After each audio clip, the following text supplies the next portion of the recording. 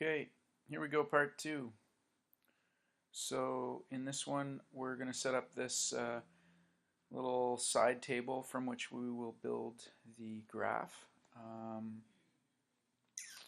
So let's do that. This is where I was working with you guys in the data. So this table doesn't need to be nearly as pretty. We're going to type a column heading here just because we can. Molarity of solutions, and just hit enter. And I'm going to type right over top of that, and have no fear, mean percentage change in mass, enter. Now for these two cells that I have text in, I am going to text wrap them. Text wrap them. Text wrap right here. Click. Wrap text there. And then if we were doing this for reals, you could probably make that row a little higher. Right click, row height. Maybe we'd have to click the whole row height, but we won't worry about that.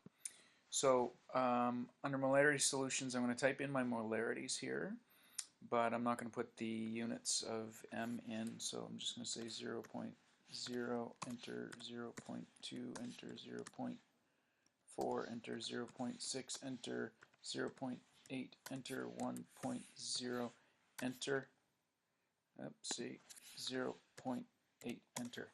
Okay, I'm going to highlight those and increase a decimal place. So there we have a 1 decimal place there. 1, 2, 4, 6, 8, got them all. Now I'm going to do something a little different here. Here I'm going to make these cells equal to these cells. So I want to associate the 0.0 molar solution with a mean of 10.92. And what I'm going to do here is I'm going to type equals in that cell and just click on this cell and then hit enter. And there it is. Equals this cell here, which is C2, C10. Good. Equals D10. Bam. Equals this one. Done. Equals. Boom. And equals. Boom. So this is just a strict XY table of values that we can build a graph from.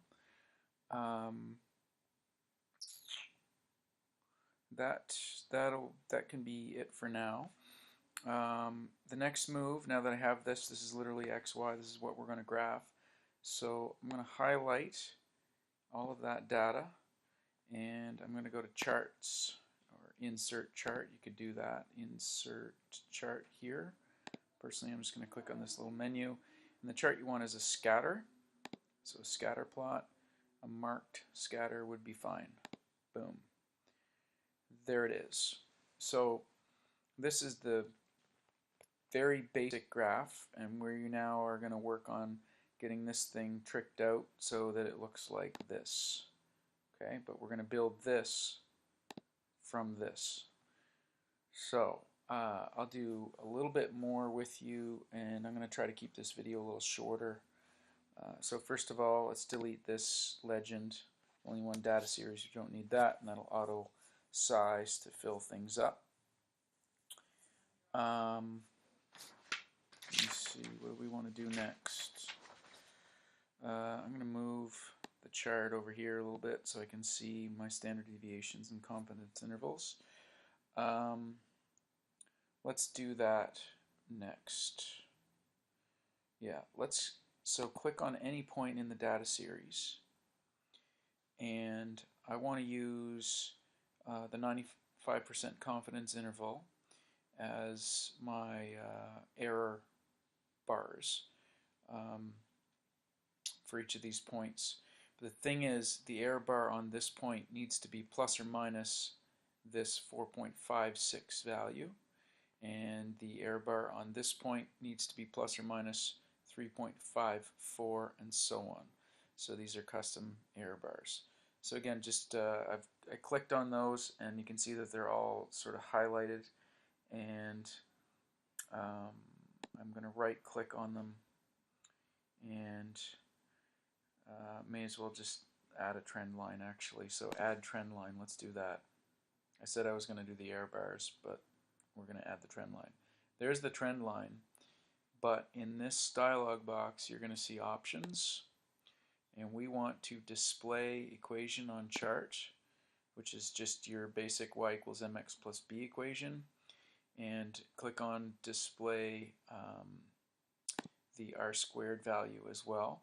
There is no display r value. We're going to calculate that. So r squared, r value is just root r squared. We'll do that later. So that's our trend line, and this is just a text box that we can pick up and put anywhere we want. So just click and drag to some convenient location for now, off in the corner. Good. Let's go back to the error bars. So format data series, and I have an error bars dialog box that I will click. So there it is. We have X and Y. We don't need an X error bar. We need a Y error bar. So I'm going to click on that. And these are just some standard canned ones. We don't want those. We do want both, so a plus and minus. This is just plus or minus 10. You could do a fixed value. You don't want that. Percentages, standard deviations, no. We are going to do a custom job.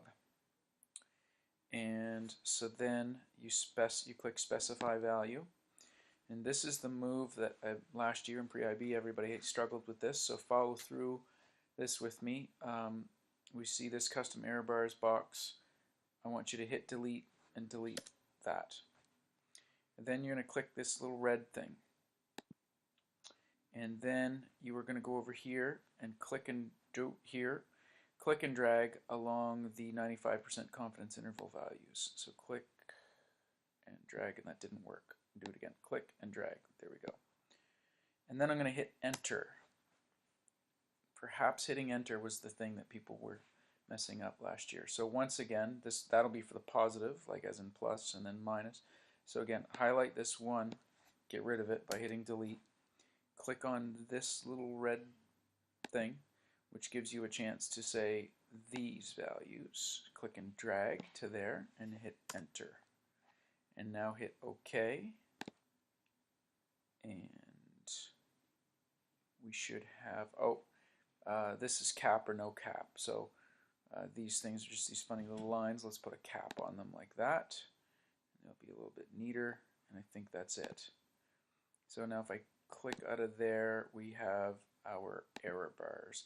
And I think just to keep the video short, I'm going to end it here and get this one uploaded, and then on the next one we'll tidy up these axes, we'll label the axes, we'll give it a title, and we'll estimate our osmolarity at some point here soon. Okay, thanks. Talk to you soon.